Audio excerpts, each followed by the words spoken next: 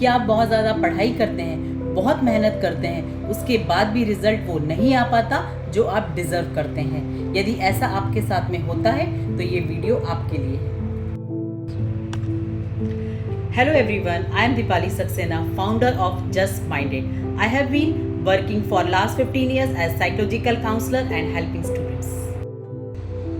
जैसा कि आप सभी जानते हैं, एग्जाम्स का टाइम बहुत पास आ गया है और अभी जो टाइम है वो हार्ड वर्क का नहीं बल्कि स्मार्ट वर्क का है। तो इसके लिए मैं आपको 3 स्ट्रेटेजी बताने जा रही हूँ।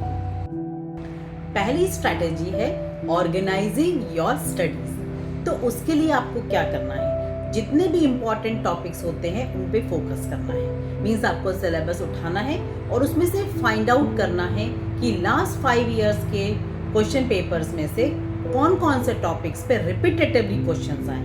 उन टॉपिक्स को आपको नोट डाउन करना है। उसके बाद उन टॉपिक्स को नोट डाउन करना है जो आपको डिफिकल्ट लग रहे हैं और आपको समझने में प्रॉब्लम हो रही है, उनको आपको लिस्ट आउट करना है। और वही टॉपिक्स जो हैं वो आपके लर्निंग गोल्स हैं, प्लस आपको बहुत ज़्यादा से ज़्यादा मार्क्स दिलाने में हेल्प करेंगे। दूसरी स्ट्रैटेजी है सेल्फ मैनेजमेंट। सेल्फ मैनेजमेंट में सबसे पहले आता है कि आपने जो भी टॉपिक्स लिस्ट डाउन करे हैं उनका एक चार्ट बनाइए, सारे टॉपिक्स उसमें लिखिए। उसके आगे आप परसेंटेज के हिसाब से उसमें जैसे जैसे इम्प्रूवमेंट होता जा रहा है वैसे वैसे उसको टिक करिए और उस चार्ट को आप अपनी स्टडी टेबल के पास में लगाइए। तो जैसे ही आप उस पे वर्क करते हैं, उस पर्टिकुलर टॉपिक पे वर्क करते हैं और उसमें कितना इम्प्रूवमेंट हुआ, 10%, 20%, 30%, ऐसे करके आप टिक करते जाइए। और जब वो 100% तक वो टिक पहुंच जाएगा, मीन्स आपकी वो जो वीकनेस थी या वो जो टॉपिक था जिसमें आप अटक रहे थे वो आपका इम्प्रूव हो चुका है। अब इसके बाद सेल्फ मैनेजमेंट में आपको एक डेली टारगेट सेट करना है, क्योंकि आपने टॉपिक्स डिसाइड कर लिए हैं, आपने अपनी वीकनेसेस भी निकाल ली हैं कि आपके कौन से वीक टॉपिक्स हैं और जो भी वीक एरियाज हैं। अब आपको उनका एक टाइम टेबल बनाना है जिसमें कि आपको ये लिखना है कि अब आप जिस भी टॉपिक पे वर्क कर रहे हो वो कितनी देर करोगे, किस दिन करोगे, कितने आवर्स करोगे। मीन्स जो भी आपके डिफिकल्ट टॉपिक्स हैं आपको उनको वो टाइम देना है जिसमें कि जिस समय आपका जो माइंड है सबसे ज़्यादा फ्रेश रहता है। तो इस तरीके से आपको एक डेली रूटीन का टाइम टेबल भी सेट करना होगा। इसके बाद हम बात करते हैं सेल्फ मैनेजमेंट में 1 by 1 प्रॉब्लम सॉल्विंग। तो जो भी आपकी वीकनेसेस हैं या जो भी इम्प्रूवमेंट एरियाज हैं उनको आप 1 by 1 इस टाइम टेबल को फॉलो करते हुए सॉल्व करेंगे।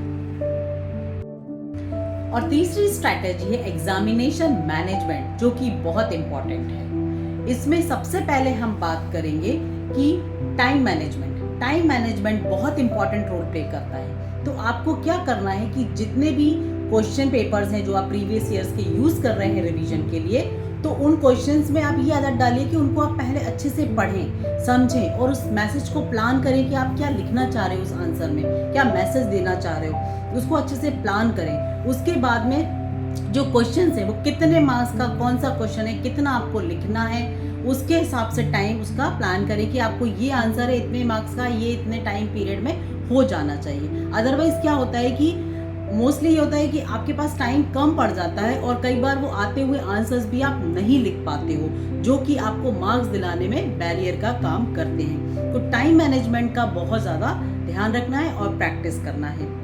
इसी के अंदर हम दूसरी बात करेंगे कि जो भी आप पढ़ रहे हो उसको लिख कर पढ़ो, क्योंकि लिख के पढ़ने से बहुत सारी चीज़ें आपको समझ में आती है, लाइक स्पेलिंग्स हैं, कीवर्ड्स हैं, क्या कौन से की पॉइंट्स हाईलाइट करना है, पैराग्राफ कब चेंज करना है, कंटेंट आप कैसे लिख रहे हो, आपकी लैंग्वेज कैसी जा रही है, प्रेजेंटेशन ऑफ द आंसर, ये सारी चीज़ें भी मार्क्स दिलाने में बहुत हेल्पफुल होती हैं।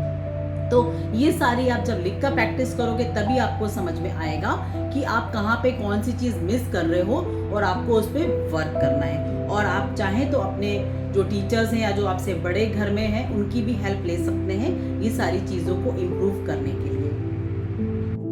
यदि आपको मेरा वीडियो अच्छा लगा, हेल्पफुल लगा, तो प्लीज़ मेरे चैनल को सब्सक्राइब कीजिए, क्योंकि मैं आगे भी इसी तरीके के वीडियोस और डालने वाली हूँ जिसके नोटिफिकेशन आपको आते रहेंगे। और वीडियो को ज़्यादा से ज़्यादा लाइक और शेयर करिए जिससे कि बाकी लोग भी इसका बेनिफिट ले सकें। इस नोट के साथ में मैं इस वीडियो को एंड करना चाहूँगी।